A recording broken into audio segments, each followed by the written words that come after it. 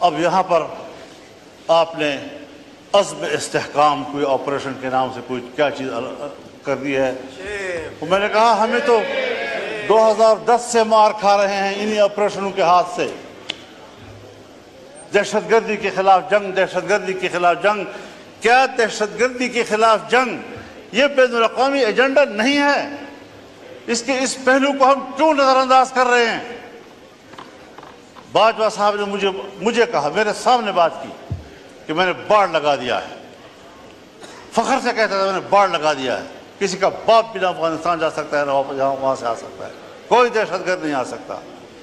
اب موجودہ army chief فخر سے کہتا ہے میں نے باڑ اکھاڑ کے پھینک دیا. اب پتہ نہیں وہ حب الوطنی ہے یا یہ حب الوطنی، وہ مسئلے کا حل تھا یا یہ مسئلے کا حل ہے.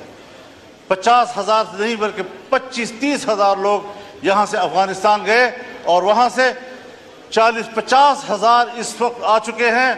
اور ہمارے ہاں، مجھے معاف کیجئے، بہت درد اور دکھ سے کہہ رہا ہوں، ایسا محسوس ہو رہا ہے کہ جیسے اگلے 2-4 مہینوں کے اندر ہمارے ڈیرہ اسماعیل خان، وزیرستان، دوسرا وزیرستان، لکی مروت، کرک، بنو، ان علاقوں میں امارت اسلامیہ قائم ہو جائے اور پاکستان کی نظر نہیں آ رہی.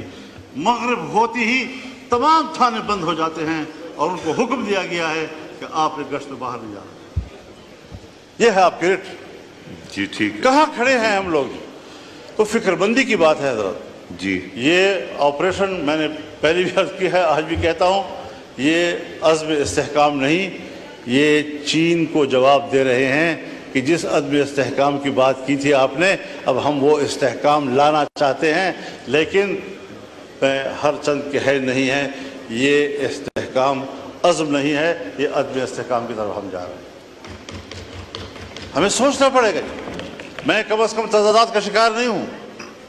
میں فکری یکسوئی کا علمبردار ہو کر آپ کے سامنے بات کر رہا ہوں کہ اس طریقے سے اگر آپ قوم کو ہانکتے رہیں گے، پاک PWD کو آپ ختم کر رہے ہیں، ہزاروں ملازمین کو آپ بے روزگار کر رہے ہیں.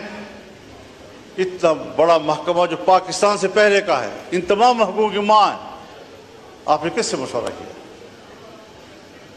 میں تو یہ دعویٰ بھی کرتا ہوں کہ یہ جو عزم استحکام پالیسی آپ لا رہے ہیں، اسٹیبلشمنٹ کا بھی آپس میں مشورہ نہیں ہے. ان کی بھی کچھ لوگ کچھ کہہ رہے ہیں تو دوسرے لوگ کچھ کہہ رہے ہیں. باہر آپ کچھ بیان دے رہے ہیں، پرائم منسٹر ہاؤس کا بیان کچھ آ رہا ہے اس کے بارے میں.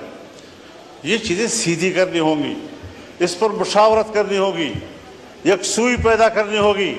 بہت ہم پٹ چکے ہیں. ایک زمانہ تھا میرے گھر کے، میرے گاؤں کے قریب سے بھی یہ نہیں گزرے تھے. آج میرے گلی کی دیوار کے ساتھ گزر رہے ہیں اور وہاں کھڑے ہوتے ہیں. ہم کہاں کھڑے ہیں؟ ریاست نے ہمیں کہاں کھڑا کر دیا ہے؟ کیا ہم ایک شہری کی حیثیت سے ریاست پر کوئی حق نہیں رکھتے؟ تو اس ساری صورتحال میں دیکھیں، آپ کی جمہوریت اپنا مقدمہ ہار چکی ہے، پارلیمان اپنا مقدمہ ہار چکے ہیں. جب آپ الیکشن میں دھاندلیاں کریں گے، اسٹیبلشمنٹ دھاندلیاں کریں گی، جعلی پارلیمنٹ وجود میں آئے گی، تو پھر یہی اثر ہوگا کہ عوام آپ پہ اعتماد نہیں کرے گی. جی شکریہ مولانا صاحب، مہربانی مائک کھولیں. کو بنائیں، جی مشاورت کے عمل کو وسیع کریں. ٹھیک. آپ پر ذمہ داری ہے، آپ کو نہیں لینی چاہیے تھی ذمہ داری. میں نے مشورہ آپ کو دیا تھا کہ یہ پنگا مت لو، لیکن آپ نے پوچھا پنگا کسے کہتے ہیں، تو میں نے کہا وہ پھر لے کر ہی پتہ چلتا ہے اس کو.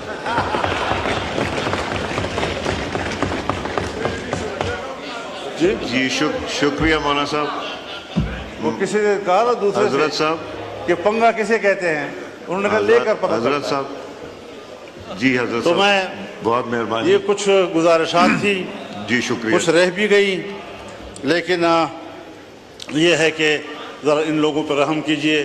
تفتان کی صورتحال بھی یہی بنتی جا رہی ہے.